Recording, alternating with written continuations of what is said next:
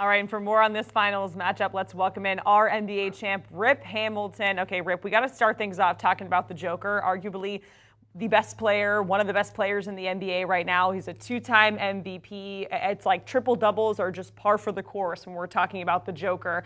But what would a ring mean for his legacy if he can win one with Denver? Jacqueline, it validates him as one of the all-time great centers that ever played this game. Uh, I can attest to it. I was one of the guys that was always questioning is he really that good? Even though he's a two-time MVP, even this season, some people thought and that he should have got the third, and they gave it to Embiid.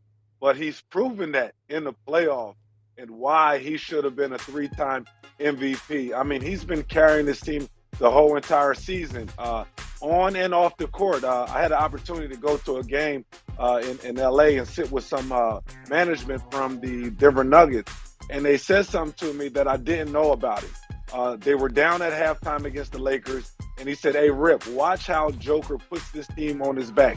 He will not allow this team to lose this game. He's going to go in the locker room and rally the troops." And I didn't think he had that personality. And he came out, won the game, and then you heard Coach Malone talk about how he took the clipboard and drew up a play and told him to keep running it until they actually stopped it. So if he goes out and wins a championship, it just validates him as being one of the all-time great centers that we have ever seen. And of course, we can't talk about this Nuggets run without talking about Jamal Murray, also a key player for Denver this season in the postseason. We just saw it in that package where he tore his ACL in 2021, missed that whole season. Rip, do you think maybe a healthy Jamal Murray is just the push that this Nuggets team needed to get to the finals? Yeah, yes, it is. I think he's the core piece of it. I mean, everybody looks at Jokic, but he's a guy that can go get a shot on his own. I mean, he's very different than everybody else on the team, other than Caldwell. He's different than Caldwell Pope. He's different than Gordon. Them guys are great pieces to complement Murray and Jokic. When there's a late shot clock or a guy that needs to just go into ISO mode, Jamal Murray is that guy. I got the opportunity to speak to him also earlier this season, and the one thing that I talked about him was that, hey, you guys were young pups the previous years in the playoffs, and you were trying to figure out how to play and how to compete in the playoffs. Now you guys got your PhD. Now you guys are now veteran guys that really understand what it takes to win. And he's showcasing that, especially in late game situations. They don't always look to Joker to be a closer. They look to Jamal Murray to close games also. All right, we're going to talk about the other side, the Heat. Eric Spoelstra, just one of the many great storylines that we're following in this series. We saw it just there a few minutes ago. He started out as the video coordinator with the Heat back in '95. Fast forward to now, he's a three-time champ. He's made 7 finals appearances with Miami. It just seems like, Rip, this has just been a masterclass in coaching from Spo throughout the postseason. And Jacqueline, this was another guy that we had a lot of question marks about early in his career, especially when you had the likes of LeBron James, Dwayne Wade, and Chris Bosh. Everybody around the league was saying that anybody can coach them guys when he won the first three titles. But I think that what he showed over his time in Miami, that he is probably the best coach in basketball right now. What he's able to do with this roster. But the thing that I always say was, when he had them 3 Hall of Fame guys on his team, he played totally different than how they play now.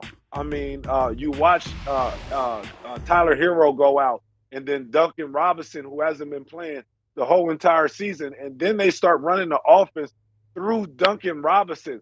That's coaching right there. That's not saying, oh, it's my way or the highway. I'm just going to add you into the system that we've been playing all along. Yes, when you talk about their culture and their style of play on the defense end, yes, that's the Heat way. But offensively, the adjustments that he's been making in the postseason, there's been times on the floor where Jimmy Butler's not even on the floor, and the Miami Heat is still able to make a run with undrafted players. His system is great. His adjustments on the floor, he allows his assistant coaches to help out. This guy is a mastermind of the game. Yeah, when Tyler Hero went out, it seemed like everyone thought, hey, they're done, and here they are in the finals. And we can't talk about this Heat team, of course, without talking about Jimmy Butler. I know you've worked with him personally and you have a lot of stories about him, Rip, but just leading this 8-seed Heat team to the finals, getting the Larry Bird trophy. Rip, if the Heat win, where, in your opinion, does this put Jimmy Butler on the long list of Miami Heat greats? I have never seen anything like his performance right now, especially in the playoffs. When you look at the Miami Heat, they wasn't even a contender before the playoff start. They had to play in the play-in. They won that game. And Jimmy is a guy that believes. He believes in himself and he believes in his teammates. He understands. He has this will to win. When you come to the playoffs, it's not about X and O's all the time. It's all about your will. And can you get your guys and can you get your, especially role players, to be confident out there to understand that, hey, they're a big part of the team's success. Jimmy has done it night in and night out. There's a lot of great players that put that Miami Heat uniform, especially with the likes of Dwayne Wade, LeBron James, Chris Bosh, Tim Hardaway, Alonzo Mourning, but it definitely puts him in that list with them category of guys if he can lead this team to an NBA championship. Yeah, certainly good company to be in with LeBron and D. Wade, Chris Bosh, all of those guys. All right, Rip, I know you picked Denver to win yesterday, so who do you think is going to be named the MVP? And Jacqueline, that was hard because again, if I'm going with my emotions, I'm going with Miami Heat. But if I look at what Denver has done and look at their roster, I just think they have too much. I got a saying, and when I was in Detroit, your role players can win you a game, but your role players can't win you a championship. And I think the Miami Heat has too many role players on that team, and I think that Denver just has too much star power. So I would have to go with the Denver Nuggets, and if I had to go with an MVP, I'm going with Jokic. I mean, his ability to do so much stuff on the floor. He hasn't had any type of lackluster game so far in this playoffs. And if he does that, to me, he's a top 7, top 8 center of all time.